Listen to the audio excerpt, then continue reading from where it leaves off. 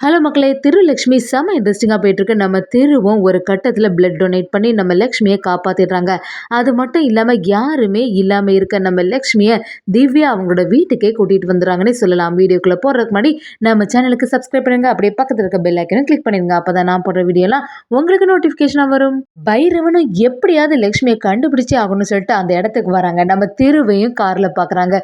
திருவும் காரை எடுத்துட்டு ஃபாஸ்ட்டா கிளம்பிடுறாங்கன்னே சொல்லலாமா. அந்த இடத்துலயே நம்ம பைரவன் கீழே விழுந்துடுறாங்க. கீழே விழுந்த பைரவனை பக்கத்துல உள்ளவங்க எல்லாருமே கைத்தாங்களா பிடிக்கிறாங்கன்னே சொல்லலாம்.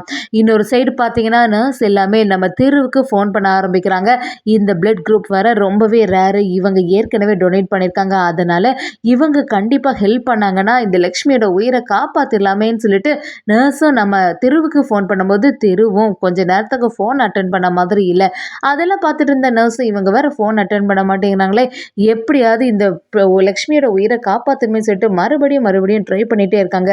ஒரு கட்டத்தில் நம்ம திருவும் அந்த ஃபோன் அட்டன் பண்ணும்போது அங்கே உள்ளவங்களும் சொல்ல ஆரம்பிக்கிறாங்க, நீங்கள் ஏற்கனவே ஒருக்கா பிளட் டொனேட் பண்ணியிருக்கீங்க, நாங்கள் ஹாஸ்பிட்டல்லேருந்து தான் பேசுகிறோம், தயவு செய்து இங்கே ஒரு பேஷண்ட்டுக்கு பிளட் தேவைப்படுது, அதனால நீங்கள் கொடுக்கறதுக்கு வரணும்னு சொல்லிடுறாங்க. அதை கேட்ட திருவும், என்ன நீங்கள் இப்படி என்கிட்ட சொல்கிறீங்க, இப்போதைக்கு என்னால் வரவே முடியாது, எனக்கு ஒரு முக்கியமான மீட்டிங் இருக்குது, அதனால் அது முடிச்ச அப்புறமா தான் நான் வருவேன்னு சொன்ன உடனே அங்கே உள்ளவங்களும் நீங்கள் பாட்டுக்கு டைம் லேட் ஆகி வந்தீங்கன்னா அதுக்கப்புறமா இந்த பேஷண்ட்டோட உயிருக்கே ஆபத்தாயிடும், எங்களுக்கு இப்போவே அந்த பிளட் தேவைப்படுது அப்படின்னு சொன்ன உடனே அதை கேட்ட திருவும், இல்லை என்னால் எல்லாம் வரவே முடியாது, எனக்கு இந்த மீட்டிங் ரொம்பவே முக்கியம் அப்படின்னு சொல்கிறாங்க.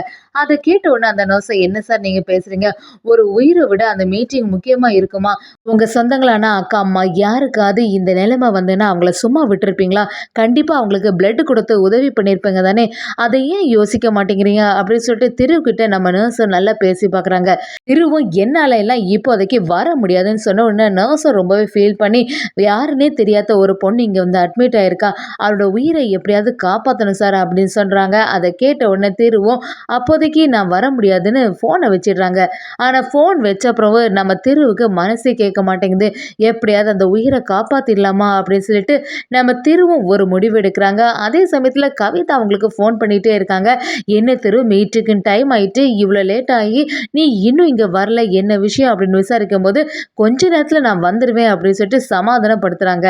அதே சமயத்தில் திரு இந்த சைடு ஹாஸ்பிட்டலுக்கே வந்துடுறாங்க. திருவை பார்த்த உடனே அந்த நர்ஸுக்கு ரொம்பவே சந்தோஷம் ஆகுது, நீங்கள் வந்துட்டீங்களே சார், ரொம்பவே நன்றி, நான் கூட ரொம்பவே பதட்டம் ஆகிட்டேன், எங்கே இந்த பொண்ணை காப்பாற்ற முடியாமல் போயிடுமோன்னு சொல்லிட்டு தயவு செய்து சீக்கிரமாக இங்கே வாங்க, நான் எல்லா ப்ரொசீஜரும் ஸ்டார்ட் பண்ணுறேன்னு சொல்லிட்டு திருவோட பிளட் எடுத்துகிட்டு இருக்காங்க. அதே சமயத்தில் லக்ஷ்மிக்கு தான் நம்ம பிளட் கொடுக்குறோங்கிற விஷயம் நம்ம திருவுக்கு தெரிய மாட்டேங்குது. ஆனால் அவங்களுக்கு என்ன ஃபுல்லாகவே அந்த மீட்டிங் பற்றி தான் யோசனையிலாவே இருந்துட்டுருக்காங்க. திருவும் பிளட் கொடுத்துட்டு அந்த இடத்துலேருந்து கிளம்பிடுறாங்க. நம்ம லக்ஷ்மிக்கு சர்ஜரியும் ஸ்டார்ட் பண்ணிடலாங்கன்னே சொல்லலாம்.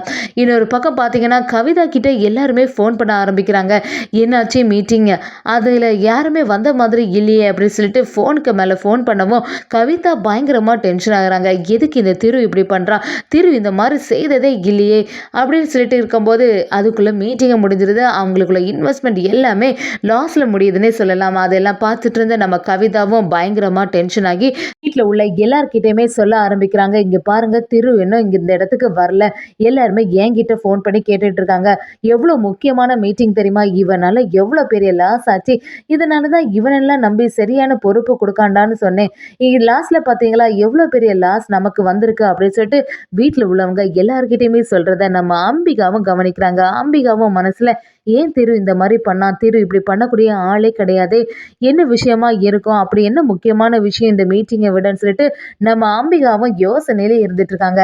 திருவும் வந்து பார்க்கும்போது எல்லாமே முடிஞ்சு போயிடுது. நம்ம கவிதாவும் திருக்கிட்ட வந்து, எங்கே திரு போன, தேவையில்லாமல் எங்கேயோ போய் இப்போ பாரு நமக்கு தான் பெரிய லாஸ் வந்திருக்கு அப்படின்னு சொன்ன உடனே நம்ம திருவும், சரி விடுங்க, இன்னொரு நாள் மீட்டிங்கை வச்சிடலாம் அப்படின்னு சொல்லிட்டு சமாதானப்படுத்தி விடுறாங்க. என்னதான் பண்ணாலும் நம்ம கவிதா அதை கேட்குற மாதிரியே இல்லை, எல்லாமே ஒன்னால தான் திரு அப்படின்னு சொல்லிட்டு திட்ட ஆரம்பிக்கிறாங்க.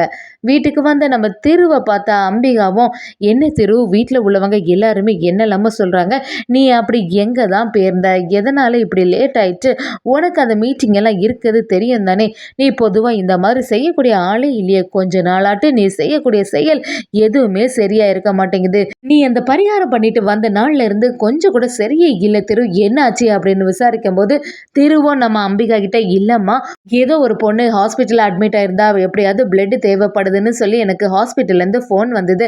அதனால தான் அங்க போய் பிளட் டொனேட் பண்ணிட்டு வந்திருக்கேன். உனக்கே தெரியும்லம்மா என்னோட பிளட் ரொம்பவே ரேர். அதனால ஈஸியா யாருக்குமே கிடைக்காது. அப்படிப்பட்ட இடத்துல எனக்கு ஒரு இந்த மீட்டிங் முக்கியமா? இல்லன்னா ஒரு உயிர் முக்கியமான்னு கேட்கும்போது, அந்த உயிர் தான் முக்கியம்னு எனக்கு தோணுச்சு. அதனால தான் அந்த ஹாஸ்பிட்டல்ல போய் நான் பிளட் குடுத்துட்டு வந்தேன். அதான் இந்த மீட்டிங் எல்லாம் கேன்சல் ஆகுற மாரி ஆயிட்டு அப்படின்னு அம்பிகா கிட்ட சொல்லும்போது, அம்பிகாவும் சரி இதோட விடு. இனிமே இந்த மாதிரி எதுவும் சம்பவம் நடக்காம பார்த்துக்கோ. வீட்ல உள்ளவங்க எல்லாருமே என்னெல்லாம் உன்னை பேசிட்டாங்க பார்த்தியா? அவங்க முன்னாடி நான் தலை குனிஞ்சு நிக்கிற மாதிரி ஆயிடுச்சு. அவங்க எல்லாம் உன்னை ஏதாவது பேசினா எனக்கு கொஞ்சம் கூட தாங்க முடியல திரு அப்படின்னு சொல்லிட்டு திருவுக்கிட்ட ரொம்பவே ஃபீல் பண்ணி அம்பிகா பேசிட்டு இருக்காங்க. அதை பார்த்துட்டு இருந்த திருவும் சரிம்மா நீ எதுக்கும் கவலைப்படாத. இனிமே எதுவும் நடக்காது. எதுனாலும் நான் உன்கிட்ட சொல்லிட்டே போறேன்னு சொல்லிடுறாங்க. இன்னொரு சைடு பார்த்தீங்கன்னா நம்ம லக்ஷ்மியோட சர்ஜரியும் முடிய போகுது. லக்ஷ்மி என்னாச்சோ அப்படின்னு ஒரு பதட்டத்திலேயே திவ்யா இருக்கும்போது வெளியில வந்த டாக்டர் அந்த பொண்ணுக்கு எந்த ஆபத்தும் இல்லை, கிரிட்டிக்கல் கண்டிஷன்லேருந்து தப்பிச்சிட்டாங்க அப்படின்னு சொல்லிடுறாங்க. இதை கேட்ட உடனே தான் திவ்யாவுக்கு ரொம்பவே சந்தோஷம் ஆகுது. ஒரு வழியா லக்ஷ்மிக்கு எந்த ஆபத்தும் இல்லை அப்படின்னு நினைக்கிறாங்க. லக்ஷ்மியை கண்முழிச்சு பார்க்கும்போது சரி என்னை யாரு காப்பாத்தினா அப்படின்னு கேட்கும்போது உங்க அக்கா தான் சொன்ன உடனே நமக்கு யாருமே அக்கா கிடையாது, யார் இவங்க சொல்றாங்க அப்படின்னு சொல்லிட்டு யோசனையில் இருக்காங்க. அந்த இடத்துல நம்ம திவ்யாவை லக்ஷ்மி பார்க்குறாங்க. லக்ஷ்மிக்கு ரொம்பவே சந்தோஷம் ஆகுது. லக்ஷ்மி திவ்யாவை பார்த்தோன்னே ஞாபகம் வருது, இவங்கள நம்ம ஏற்கனவே ஊரில் பார்த்துருக்கோம்ல, இவங்க தான் நமக்கு வந்து உதவி பண்ணியிருக்காங்களா அப்படின்னு சொல்லிட்டு ரொம்பவே சந்தோஷப்படுறாங்க. திவ்யாவும் லக்ஷ்மிகிட்ட வந்து என்ன மகா இங்கே இருக்கிற, என்ன ஆச்சு? திடீர்னு நான் ரோட்டில் பார்க்கும்போது மயங்கி விழுந்து கிடந்த யாரோ ஒன்றை கட்டையால் அடிச்சு போட்ட மாதிரி இருந்துச்சு அப்படிங்கிற எல்லா விஷயத்தையும் நம்ம திவ்யாவும் லக்ஷ்மிகிட்ட கேட்கும்போது லக்ஷ்மியும் சொல்ல ஆரம்பிக்கிறாங்க. ஆமாம் ஏதோ நகைக்காண்டி தான் என்னை அடிச்சிருப்பாங்க, என்னை அடிச்சுட்டு என்கிட்ட அந்த நகையும் பறிச்சுட்டு போயிட்டாங்க அப்படிங்கிறத எல்லாத்தையும் சொல்கிறாங்க. அதை கேட்ட திவ்யாவும் ரொம்பவே ஃபீல் பண்ண ஆரம்பிக்கிறாங்க. சரி உனக்கு இங்கே யாரை தெரியும், எதுக்காக இந்த ஊருக்கு வந்த மகா அப்படின்னு கேட்குறாங்க. அதுக்கு லக்ஷ்மி எந்த பதிலும் சொல்லுற மாதிரி இல்லை. இல்லை நான் புதுசு தான், நான் எங்கேயாவது வேலை கிடைக்குமான்னு சொல்லிட்டு தேடிட்டு இருக்கேன் அப்படிங்கிற மாதிரி சொல்கிறாங்க. நம்ம திவ்யாவும் சரி உன்னை கூட்டிகிட்டு போகிறதுக்கு யாராவது வருவாங்களா, எந்த வீட்டில் போய் தங்க போகிற அப்படின்னு கேட்கும்போது லக்ஷ்மிக்கு அதில் எந்த பதிலுமே சொல்கிறதுக்கு இல்லை. அதை கேட்ட உடனே நம்ம திவ்யாவும் சரி இப்போதைக்கு நீ ஏன் கூடயே தங்கிடையா அப்படின்னு கேட்கும்போது லக்ஷ்மியும் எனக்கும் வேற வழி இல்லை, ஆனால் நான் உங்களுக்கு இருக்கிறது தொந்தரவாக இருக்குமோ அப்படின்னு சொல்லிட்டு திவ்யா கிட்ட கேட்கும்போது திவ்யாவும் ஏன் நீ அந்த மாதிரிலாம் நினைக்கிற, நான் மட்டும் தான் இருக்கேன், ஏன் கூட நீ வந்து இருக்கிறல்ல, எனக்கு என்ன பிரச்சனை வந்துட போகுது அப்படின்னு சொல்லிட்டு நம்ம திவ்யாவும் லக்ஷ்மிகிட்ட கேட்குறாங்க. லக்ஷ்மியும் ஒரு கட்டத்தில் திவ்யா கூட கிளம்புறாங்கன்னே சொல்லலாம். அதே சமயத்தில் இன்னொரு பக்கம் பார்த்தீங்கன்னா நம்ம கவிதாவும் காஞ்சனா கிட்ட ஃபோன் பண்ண ஆரம்பிக்கிறாங்க. அக்கா நீ ஒரு விஷயத்த கவனிச்சியா, திருவோட செயல் கொஞ்ச நாளாவே சரியில்லை. இன்னைக்கு வேற ஒரு பெரிய மீட்டிங் இருந்து அதை கூட அட்டன் பண்ணாம வேற எங்கேயோ போயிட்டான். எனக்கு ஏதோ அவன் அந்த பரிகாரம் பண்ணிட்டு வந்த நாள்ல இருந்தே சரியா இருந்த மாதிரி இல்லை. அதனால கொஞ்சம் உஷாரா இருந்துக்கோ, எதுக்கும் திரு மேல ஒரு கண்ணு வச்சுக்கோன்னு சொல்லிட்டு கவிதாவும் காஞ்சனா கிட்ட ஒரு எச்சரிக்கையா சொல்றாங்கன்னே சொல்லலாம்.